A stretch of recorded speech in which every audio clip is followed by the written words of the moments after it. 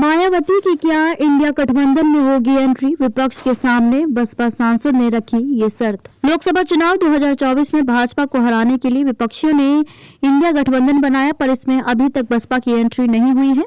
सिर्फ कयास लगाए जा रहे हैं, लेकिन मायावती इसे खारिज कर चुकी हैं। इन सब के बीच बिजनौर से बसपा सांसद मलूक नागर ने इंडिया गठबंधन के सामने शर्त रखी है। नागर ने बुधवार को कहा कि अगर मायावती को 2024 के लोकसभा चुनाव के लिए प्रधानमंत्री पद के उम्मीदवार के रूप में पेश किया जाता है तो Bahujan Samaj party Indian national developmental inclusive alliance गठबंधन में शामिल होने पर विचार करेगी।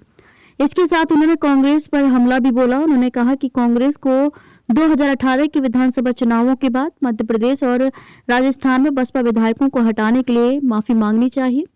नागर ने कहा कि कुछ दिनों बाद यूपी कांग्रेस अध्यक्ष अजय राय ने सुझाव दिया कि बसपा को विपक्षी दलों के गठबंधन में शामिल होने पर गंभीरता से विचार करना चाहिए। राय ने 22 दिसंबर को कहा था कि देश में वर्तमान राजनीतिक परिदृश्य और दलितों की स्थिति को देखते हुए बहुजन समाज पार्टी प्रमुख मायावती को इंडिया गठबंधन में शामिल होने पर गंभीरता से विचार करना चाहिए। नागर ने कहा कि मायावती देश की सबसे बड़ी दलित नेता है और सभी राज्यों में उनका समर्थन किया जाता है। उन्होंने कहा कि मायावती को पीएम उम्मीदवार के रूप में पेश करके इंडिया गठबंधन आगामी लोकसभा चुनाव में भाजपा को लगातार तीसरी बार जीतने से रोकने में सक्षम होगा।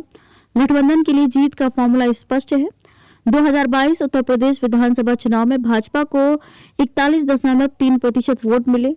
इंडिया ब्लॉक बनाने वाली पार्टियों को लगभग 40% वोट मिले और बीएसपी को लगभग 13% वोट मिले। अगर बसपा गठबंधन में शामिल होती है तो वोट प्रतिशत 50% से ऊपर चला जाएगा, जो बीजेपी से सत्ता छीनने के लिए काफी है।